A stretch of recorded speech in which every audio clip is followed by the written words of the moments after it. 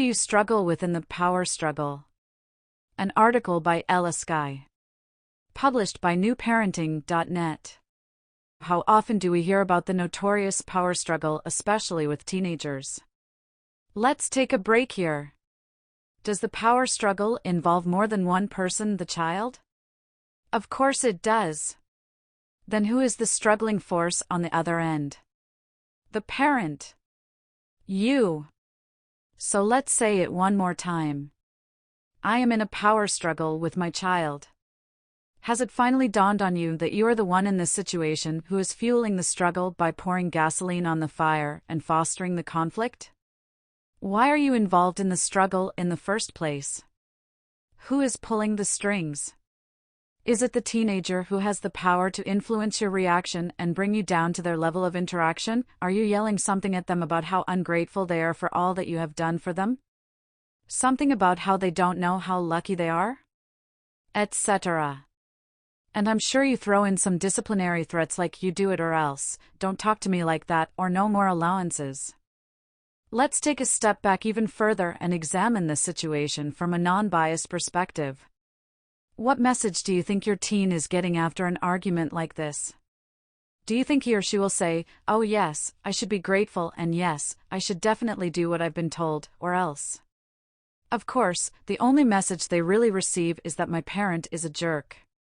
Unfortunately, the alienation only grows. Teens find more understanding friends and talk to you less and less. They turn to other sources, including very obscure options like drugs, alcohol, and bad relationships. And once that happens, you become even angrier at them for what they become. The moment of truth has arrived. Who pushed them away? Who encouraged them to explore other options? It doesn't matter how busy you are, it doesn't matter how difficult your relationship is, they always try to come to you first. It's possible you misread the signs or miss the signals and red flags altogether. It's very possible that you didn't interpret passive-aggressive gestures as a cry for help.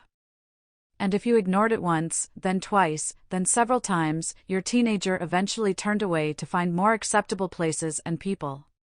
As a parent, you have to learn to read the signs. You need to be very perceptive and attuned to your teen's growing and changing needs.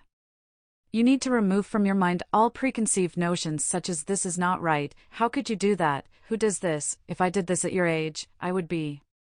No matter how uncomfortable it is for you, listen and be there with acceptance first.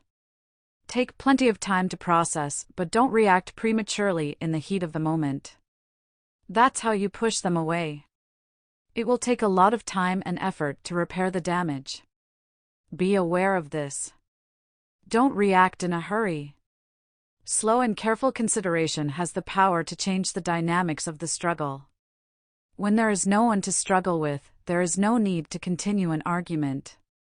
It's that easy. Practice disengaging in a respectful manner. Phrases to choose from are, "I think I'll take some time to think about what you said. Let's put it aside for now. I can see that you are very passionate about this issue. I'll think about it, okay? I think I need some time to learn more and see how we can work out a solution together," etc. Whatever the problem is, take your time and don't respond and do not react until you have a clear vision of the problem in hand. No matter how much your buttons are pushed, you are a parent and these are your children. There is no power struggle. There is a young adult searching for his or her true identity, and you, an adult, they should be able to count on for support and understanding. Don't forget who you are in their lives. Don't ever judge. Try to understand their point of view. Don't make threats. Don't overreact or react prematurely. Sleep on it. Marinade. Review your options first. Discuss it with other family members. Don't become disrespectful or hostile because they seem to be. Don't try to find a solution in the moment of confrontation. Take your time. It is always better to say less than to try to take back what has been said. Don't take anything personally. They are not a reflection of you. Just because your child has a different opinion than you and doesn't express it the way you want, doesn't mean they are automatically wrong and you are automatically right. Don't assume the worst-case scenario. Just because your daughter goes on a date in a tank top doesn't mean you'll raise her baby. One step at a time. Show tenderness. Give them a hug. Tell them you're there for them and together you'll make it work. Go for ice cream. Thank you for listening.